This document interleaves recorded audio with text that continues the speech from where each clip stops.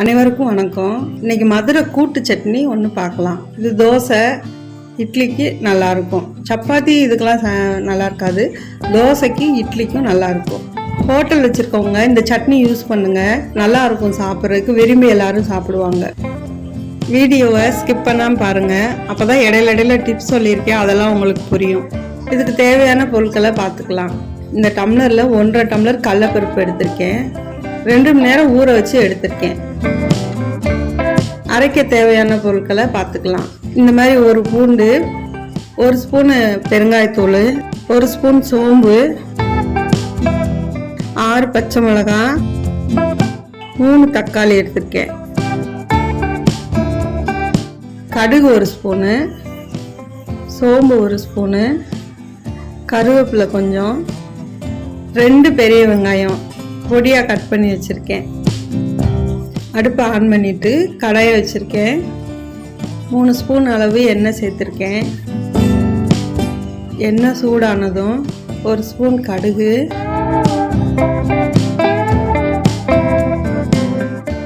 கடுகு பொரிஞ்சதும் 1 ஸ்பூன் சோம்பு, சோம்பு பொரிஞ்சதும் கருவேப்பிலை,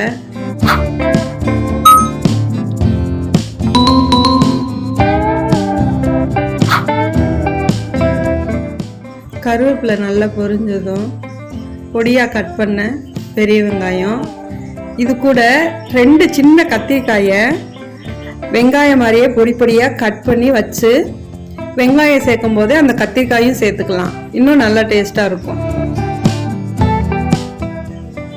வெங்காயம் வதங்குறதுக்கு லைட்டாக உப்பு சேர்த்துக்கிறேன்.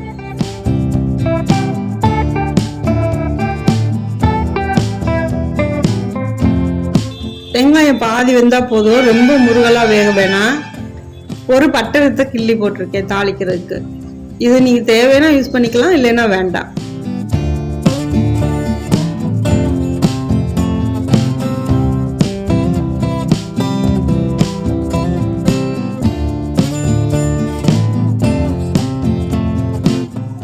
வெங்காயம் வதங்கினதும் அரைச்ச பேஸ்ட்டு, தக்காளி, சோம்பு, பூண்டு, பெருங்காயம், இந்த அரைச்ச பேஸ்ட்டை இது கூட சேர்த்துக்கலாம்.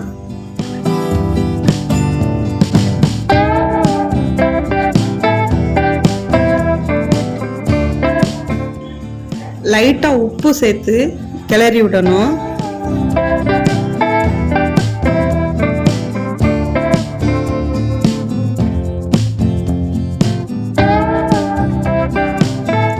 அது நல்லா வதங்கினதும் எண்ணெய் மேலே பிரிஞ்சு வரும்.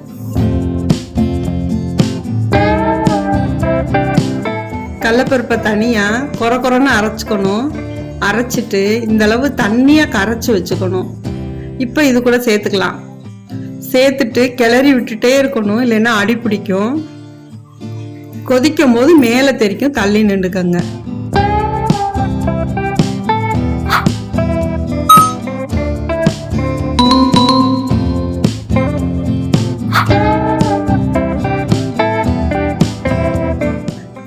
இதுக்கு தேவையான உப்பை சேர்த்துக்கலாம். இன்னுமே தண்ணி சேர்த்துக்கலாம். இப்போ ஹோட்டல்ல எல்லாம் வச்சா இன்னமும் தண்ணி சேர்த்தா இன்னமும் அது கெட்டியா இருக்கிறதுக்கு கெட்டி ஆகும். இப்போ நான் வீட்டுக்குன்றதுனால ஓரளவு சேர்த்துருக்கிறேன். இதே நீங்க ஹோட்டலுக்குன்னும் போது இன்னமும் தண்ணி சேருங்க. தட்டு போட்டு மூடி வச்சிருக்கேன். இப்போ எடுத்து பார்க்கலாம். இந்த மாதிரி வரும்போது மேலே தெரிக்கும், தள்ளி நின்றுக்கங்க. உப்பு பத்தலை, அதனால நான் உப்பு சேர்க்குறேன். வீட்டுக்குன்றதுனால இந்த அளவு நான் கெட்டியாக வச்சுருக்கேன். இதே ஹோட்டலுக்குன்னா இன்னமும் தண்ணி சேர்த்துக்கலாம். இதுவே நேரம் ஆக ஆக இன்னமும் கெட்டியாகும்.